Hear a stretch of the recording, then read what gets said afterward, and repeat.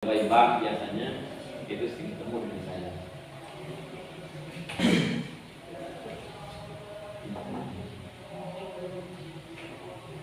Waalaikumsalam, Allah ya silakan. Masuk ya, dia masuk.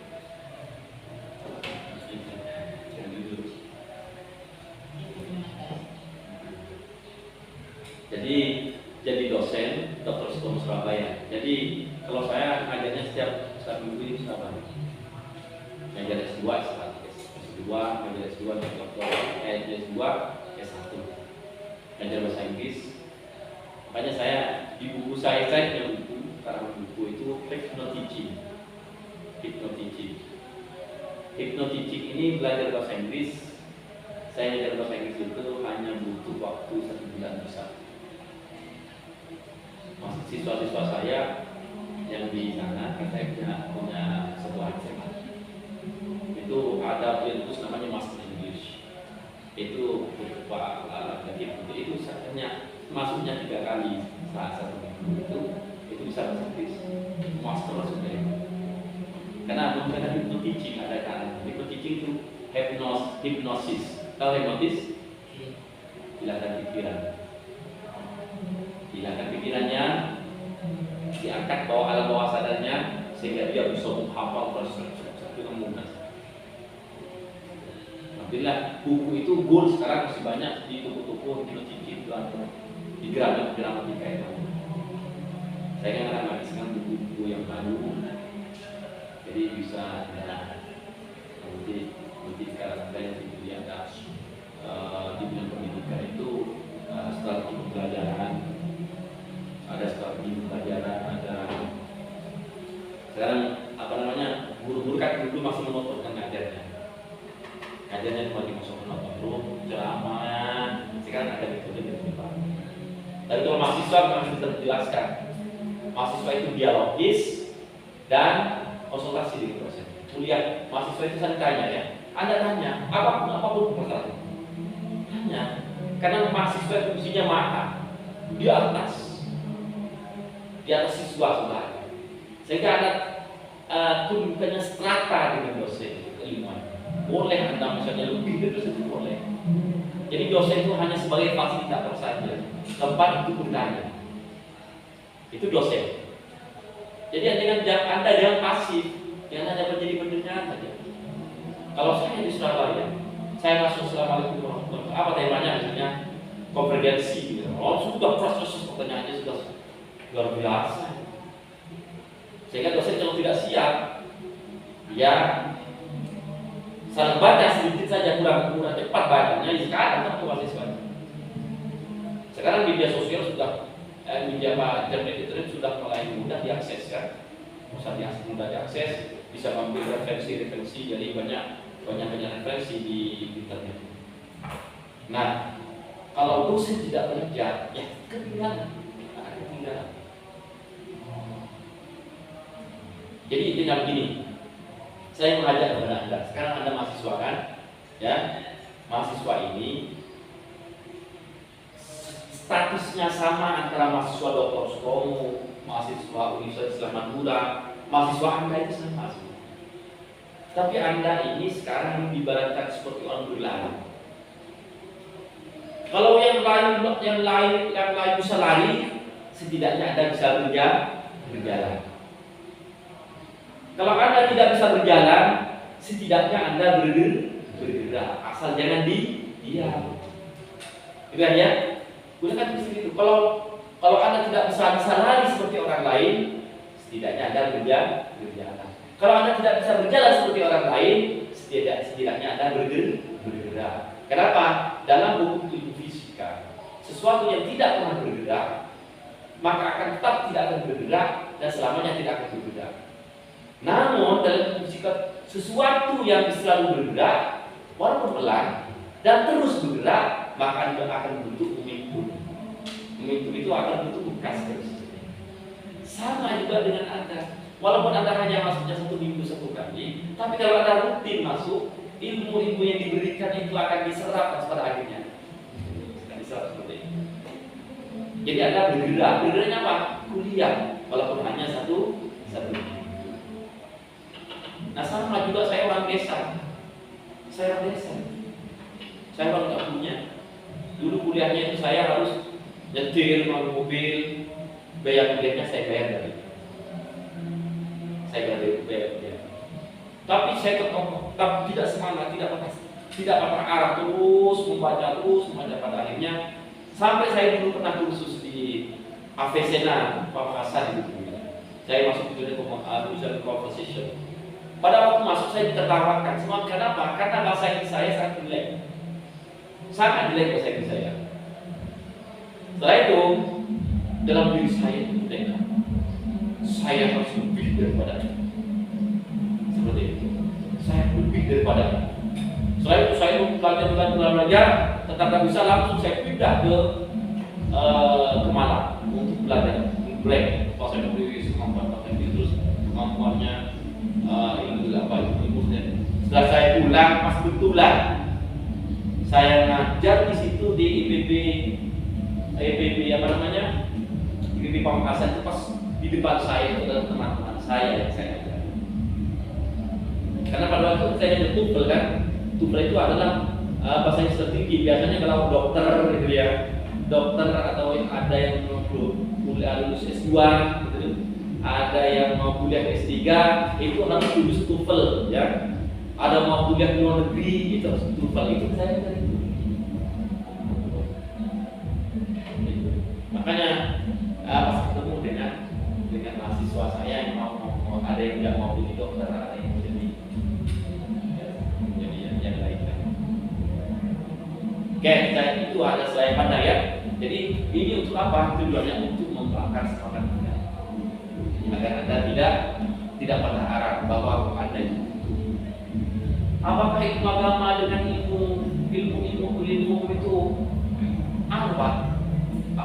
apa perbedaan? Apa kalau dibandingkan? Tidak bisa dibandingkan. Kenapa? Karena ilmu ini adalah mengambil dari Al-Quran. Ilmu itu mengambil dari Al-Quran ya.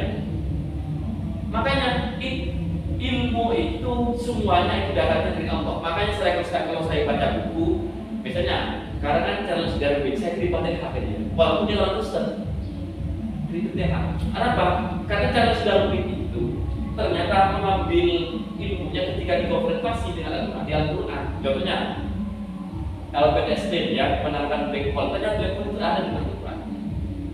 Jadi dikembangkan menjadi teknologi, menjadi ilmu fisika. Jadi itu semuanya adalah ilmunya Allah.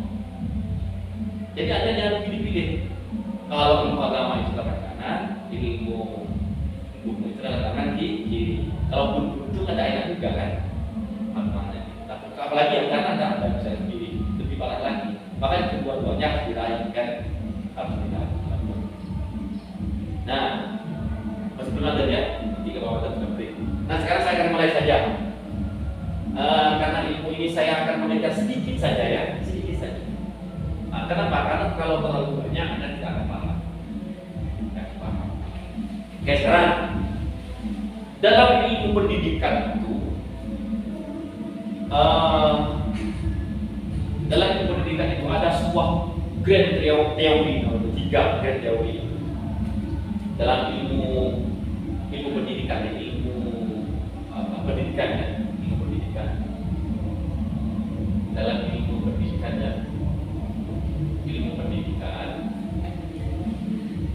itu, ini pendidikannya itu ada grand teori. Yang pertama adalah empirisme, yang kedua adalah nativisme, yang ketiga adalah konvergensi.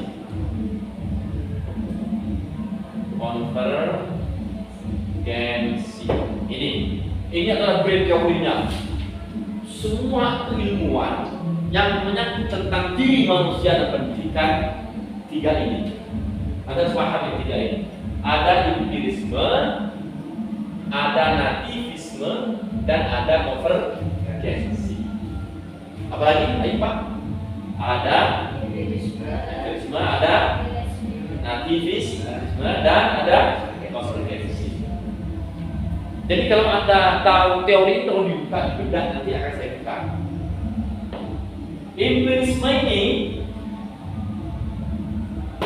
Empirisme adalah menganggap manusia lahir dari rahim ibu itu diibaratkan seperti kertas putih, ya.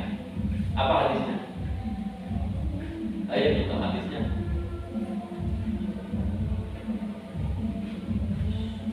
Saya lupa tapi yulatul fitrah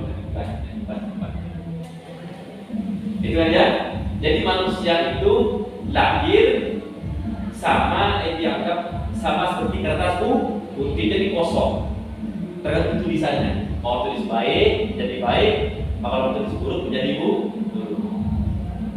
Nah, ini perdebatan dibantah oleh nativisme. Oh, bukan kata nativisme itu dari teori, walaupun dia membantah tapi jadi teori. Bukan. Manusia sejak lahir itu kata nativisme itu dia sudah membawa potensi. Dia sudah membawa potensi. Dia sudah membawa kemampuan. Contohnya apa?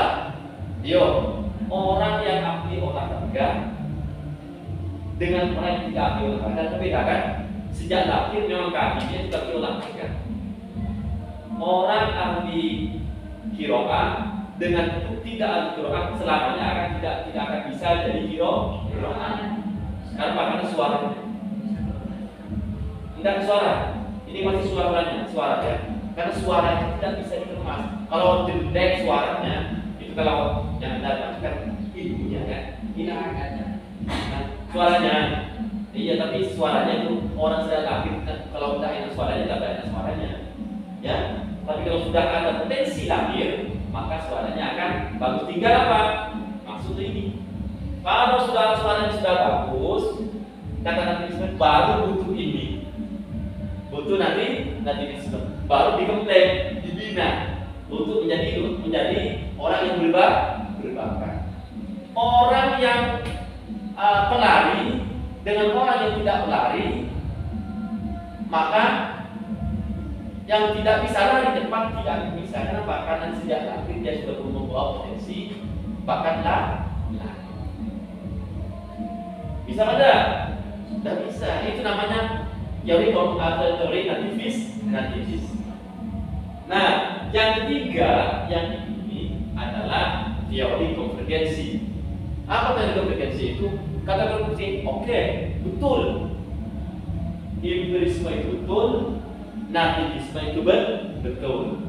Tapi walaupun kata konvergensi, walaupun dia lahir sudah membawa bakat, tapi kalau tidak bina, maka bakat itu akan menjadi hilang. Begitu juga orang yang tidak punya bakat di bidangnya kalau keilmuan tidak ya, kalau otak ini beda ya. Nanti kan otak sudah saya jelasin kemarin. Sudah jelasin.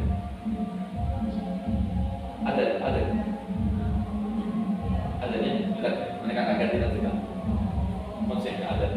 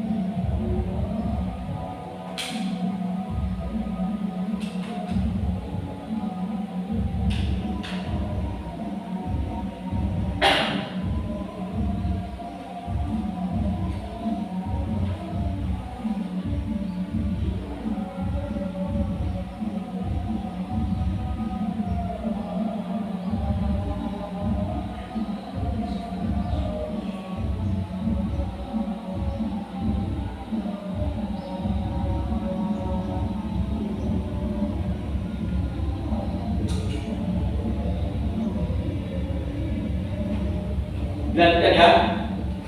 Sekarang saya di ya ini. Nanti semua ini kan tadi bisa dibina kan. Suara itu bisa dibentuk kan. Ya. Nah, perhatikan saya lebih detail lagi ini semua.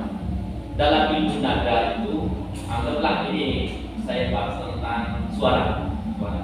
Dalam ilmu nada itu di nada itu ada tangga nada ya, do, re, mi, fa, sol, la, si, do gitu ya. Terus ada kunci nada ya, G, F. Nah, kalau di Kori itu dalam kiroah itu ada nama nada, ada koror, ada jawab, ada jawab, gitu ya. Itu seperti itu. Itu ada jawab, Terus lagunya ada namanya Bayati, ada Sika, ada Roska Al-Nawa, ada Nahawa, gitu ya. Empat itu, seperti itu. Itu dalam dunia nada. Jadi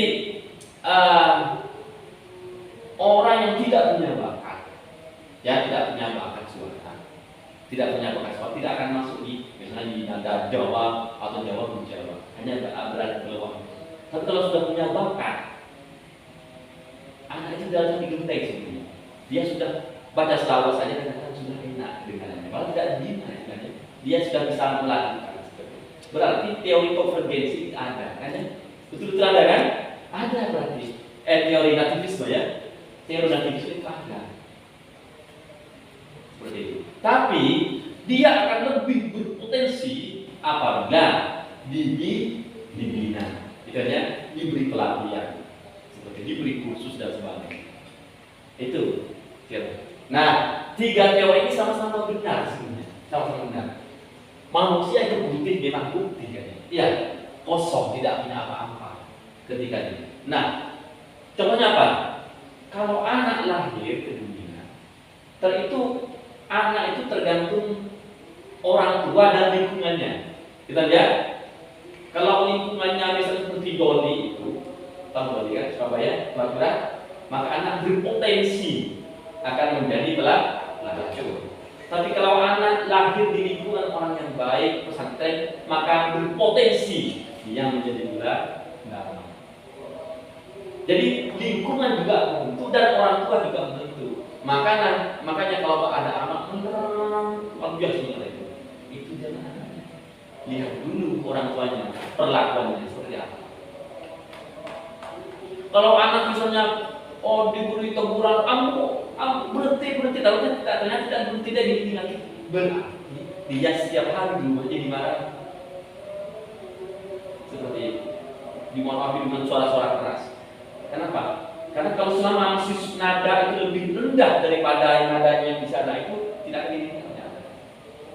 Kalau anak dipukul tetap berarti di sana orang tuanya sering memukul juga. Pukulannya lebih keras daripada pukulan gurunya. Maka gurunya tidak terasa. Jadi melihat anak itu lihat orang tuanya. Melihat karakter tingkah laku anak, lihat lingkungannya. Seperti itu. Nah, pendidikan itu adalah bentuk lingkungan belajar. Apa tujuannya? Tujuannya ini sekarang saya beri keilmuan ini. Dalam diri manusia ini ada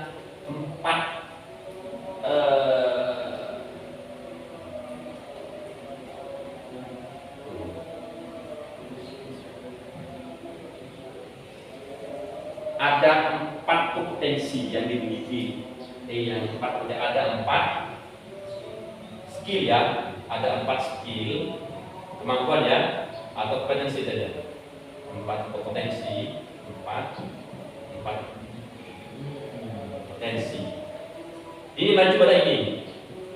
4 potensi. Yang pertama adalah 1 intellectual question atau disebut dengan EP. Ada mungkin pernah dengar ada EP. Biasa dengar. Halo. Ayo. Ada ngajar ya.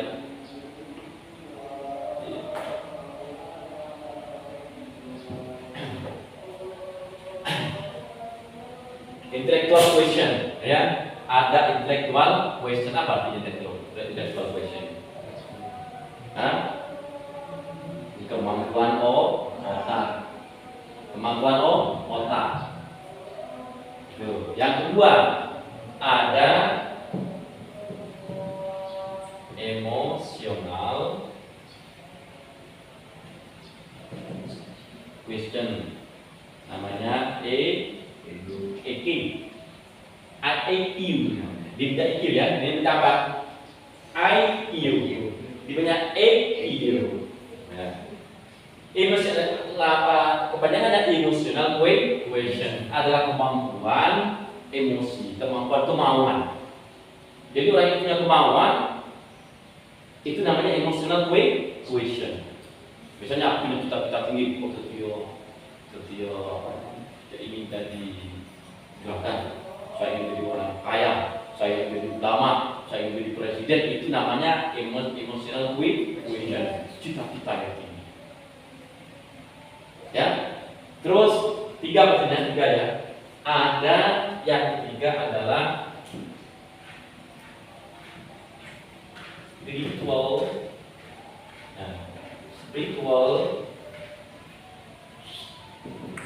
question, namanya SQ.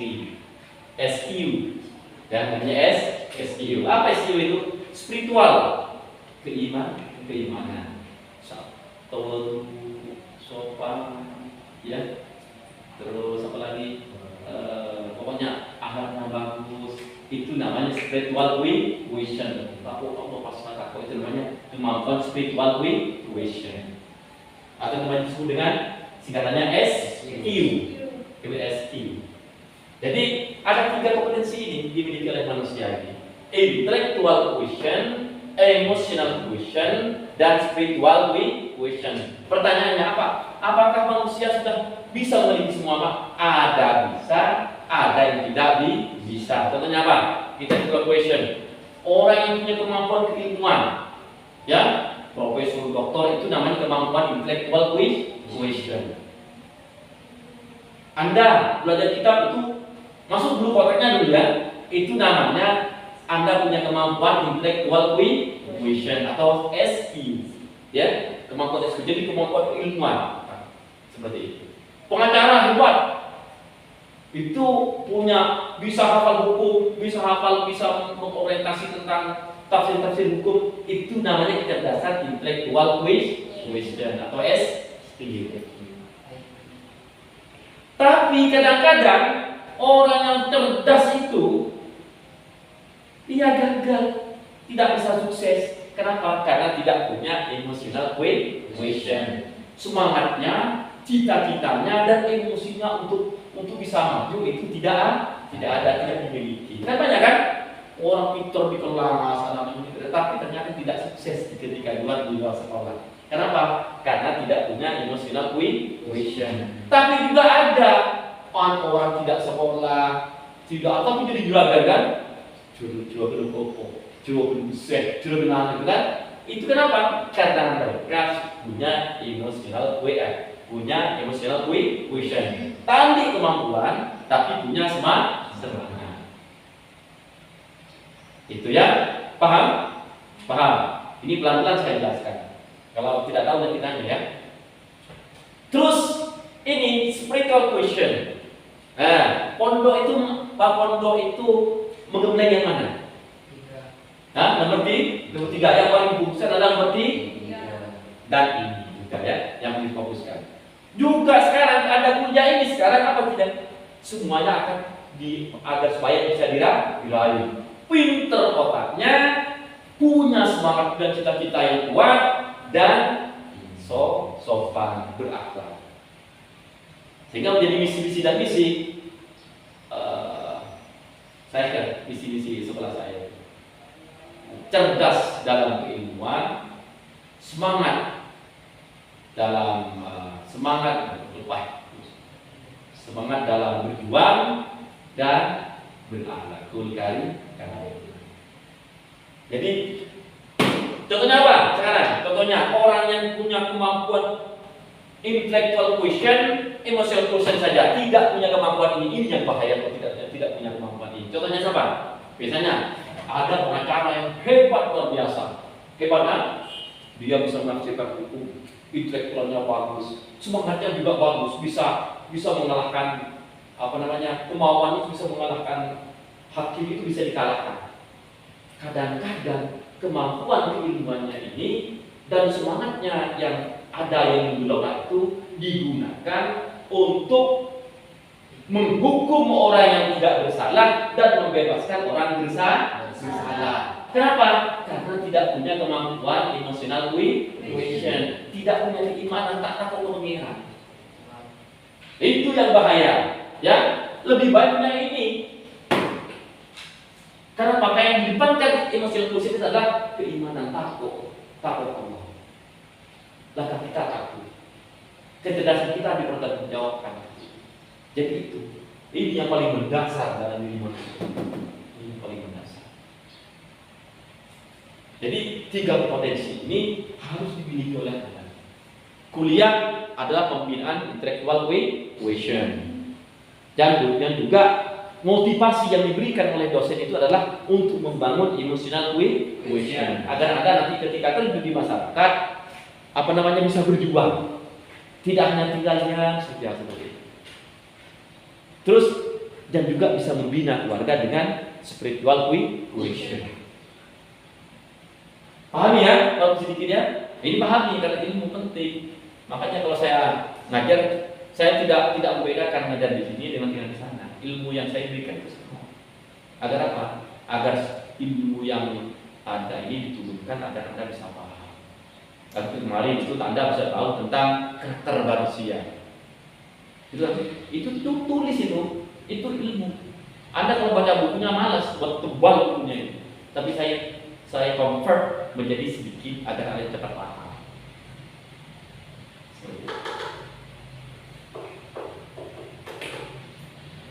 Oke, ada pertanyaan?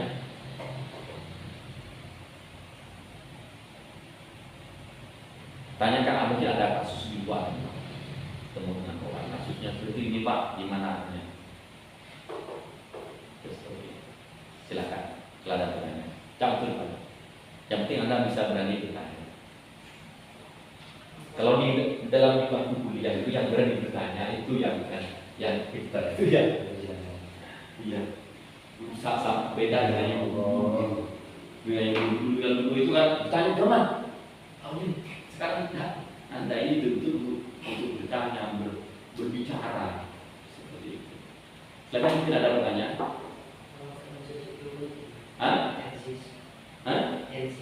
Tensis. Apa ini? Apakah tensis itu? Apa? Kan ada tensis dalam pelajaran SMK atau SMA itu. Bahasa Inggris. Oh, itu bahasa Inggris, ya.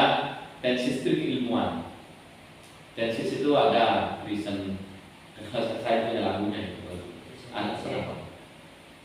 Simple reason continuous, simple past tense past continuous, simple future continuous. Nama tenses. Present perfect continuous, past perfect continuous, future perfect continuous. Nama tenses itu apa? Jadi makanya teman-teman dari paham. Karena setiap hari dia di teman-teman. Kalau dia question, kalau dalam bahasa Inggris itu kan ini. Kalau paham itu ada, kalau sudah paham itu Anda akan mudah menerjemahkan dan sebagainya. Kan dan harus paham question word. Question word itu word apa ya? Word ini lagu misalnya. Word apa? Siapa? When, kapan, how, bagaimana? Whom, siapa? Where, di mana? Husmi, dirinya siapa? How long, berapa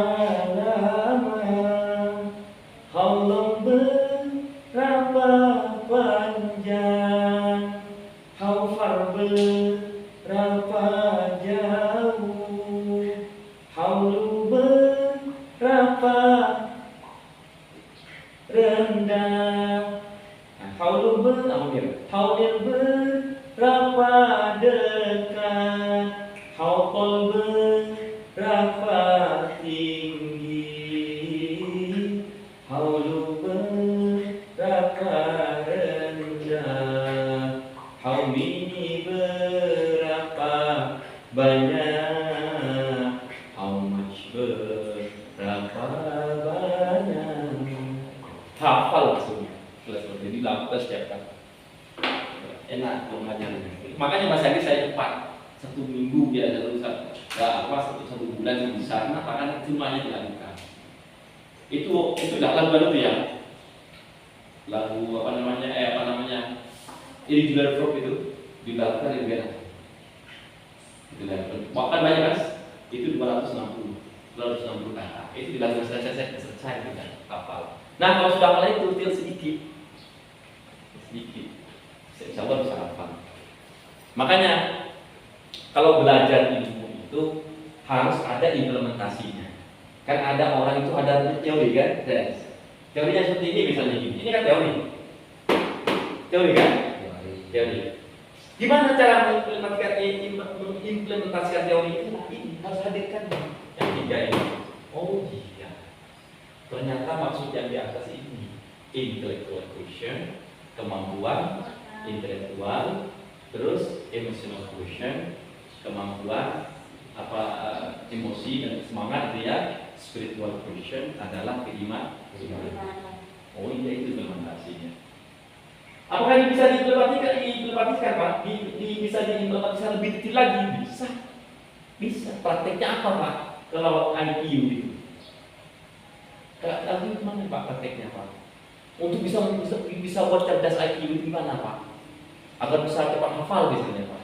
Kalau bisa cepat itu ada prakteknya. Makanya saya tuangkan dalam buku Hypnoteaching itu. Belajar dia akan menyenangkan tanpa terasa. Menghafal Quran itu mudah kalau menggunakan Hypnoteaching. Kenapa? Anda hanya tenang sebentar, buka alam bawah sadarnya, dibuka semua alam bawah sadarnya, letakkan alam betanya.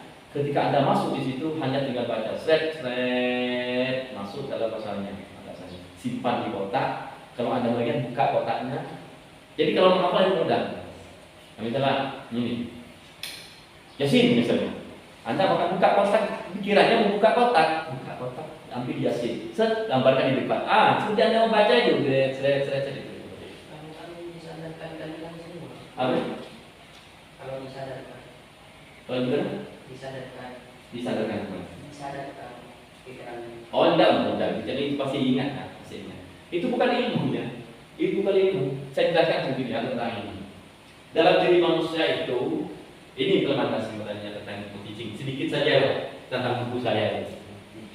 Hypnoteaching itu dalam diri manusia itu ada namanya beta, ada alpha, ada delta, ada delta. Nah, ini di pikiran manusia itu. Kalau beta itu pikiran sadar, Anda kan sadar kan? Ya, sadar kan? Anda sedang sadar. Oh iya, saya sadar saya bisa dengar, bisa bicara, bisa memproduksi pikiran. Itu namanya beta. Ya, beta. Kalau alfa itu alam bawah sadar. Contohnya, Anda biasanya gini. Hipnotis itu ada di alam Anda hipnotis banyak ada di dalam alfa. Anda bukan di ilmu itu. Tidak. Contohnya begini. Ya, ambil ini. Ambil. Mampu kasih saya. Itu kan alam alfa. Artinya tadi diberitahu oleh saya. Tak sadar kan? Itu adalah alam alfa. Kalau alam theta itu adalah alam theta itu alam mimpi. Anda pernah tidur kan? Tidur tapi mendengar orang kan? Orang itu suara orang masih masuk dalam ilmu tidurnya itu. Orang yang buta tapi bertidur, tapi bergiding. Itu adalah alam theta. Nah, makanya anak itu kalau ada anak-anak tidur itu langsung beri pelajaran pada anak. Lalu tidur hanya pelajari. Itu nanti kalau bangunnya yang ingat itu. Kalau alam delta, kalian tidak sadar karena bertemu dengan jin itu alam delta, alam bawah sudah. Jadi Anda dibawa ke situ. Makanya kalau saya ada teman anak-anak di hipnotis, saya ke bawah terus ke bawah lagi. Saya ada dalam alam delta pas nangis. Aku nangis. Saya pun pernah menghipnotis orang. Hipnotis itu ada ilmu, dia ada bacaan. Cuma ada otaknya dibuka. Alam delta. Seperti Anda mengikuti kata-kata saya. Nah, seperti itu pas nangis. Loh, kok nangis orang ini anaknya? Anaknya keluarganya baik semua. Terus ekonominya bagus. Dia disayang oleh orang tuanya. Terus kok bisa nangis ya? Nah, setelah saya bangun dia itu, kenapa kamu kok nangis? Kok nangis? Tidak tahu Pak. Saya gelap Pak, tapi nangis saya.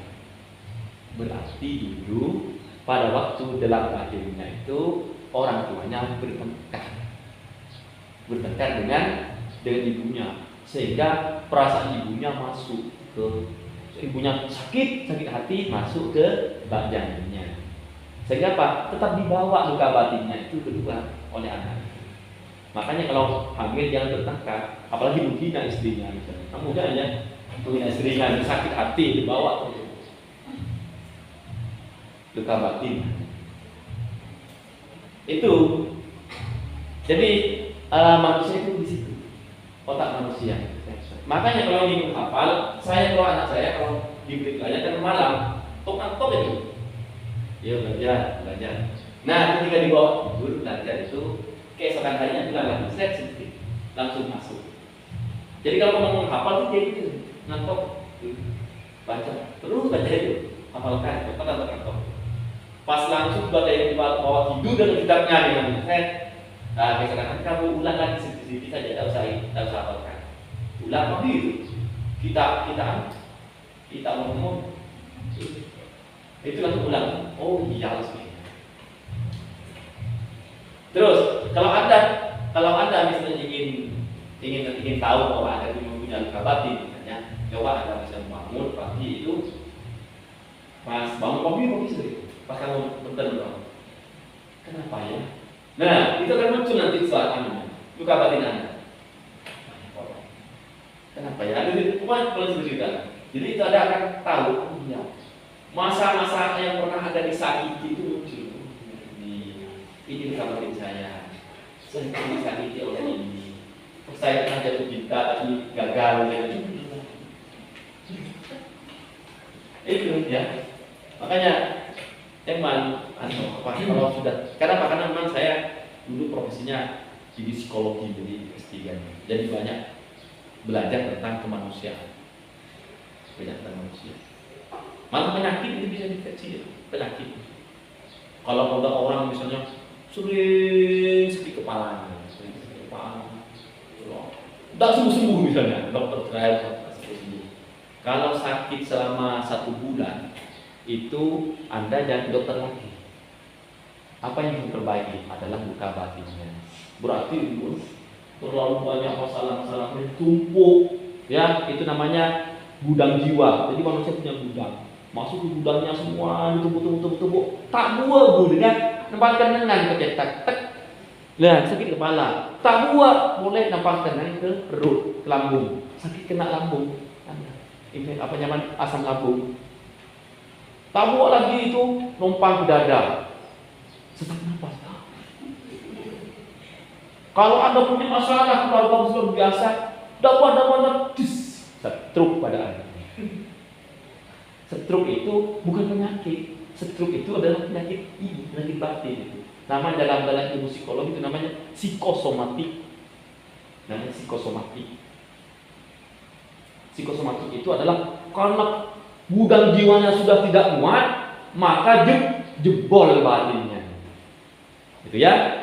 Psikosomatik namanya dalam ilmu psikologi. Kedokteran juga menggunakan psikosomatik. Oh, Anda ini kena psikosomatik, maka bukan diobati tapi diterapi. Ya. Seperti itu. Semua ilmu sudah saya berikan.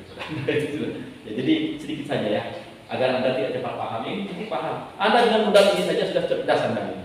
Bicara dengan orang. Dengan modal ini saja. Cukup ya?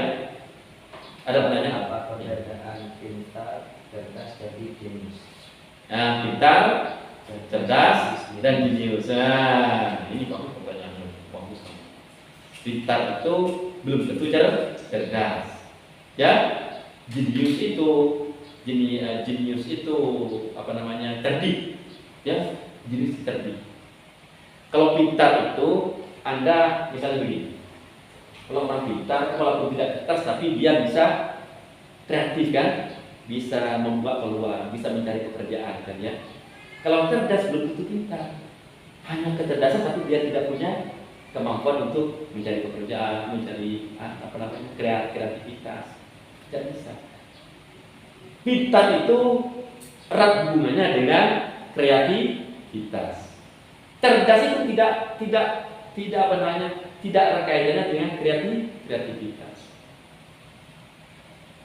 Jadi orang pintar itu bagus. Lebih baik hanya jadi orang pintar saja. Orang pintar itu kan nekat. Bisnisnya tak tahu ilmu bisnis tapi dia pelaku bisnis. Itu orang pintar. Orang jenius cerdik. Makanya namanya intelijen. Itu jenius, intelijen, cerdik orang. Tak bisa betul cerdik. Tak bisa itu dikorek kan jenius.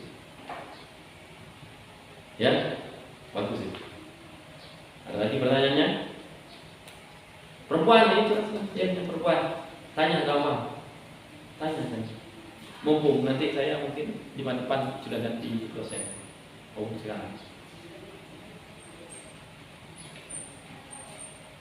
Saya kan masih seminar 2 juta ya. Honor. Iya, 2 juta seminar pelatihan.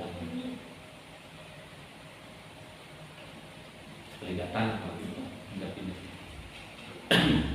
Jadi seperti itu ya.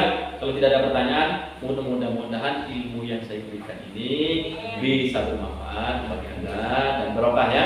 Barokah itu bisa dialirkan kepada yang lain.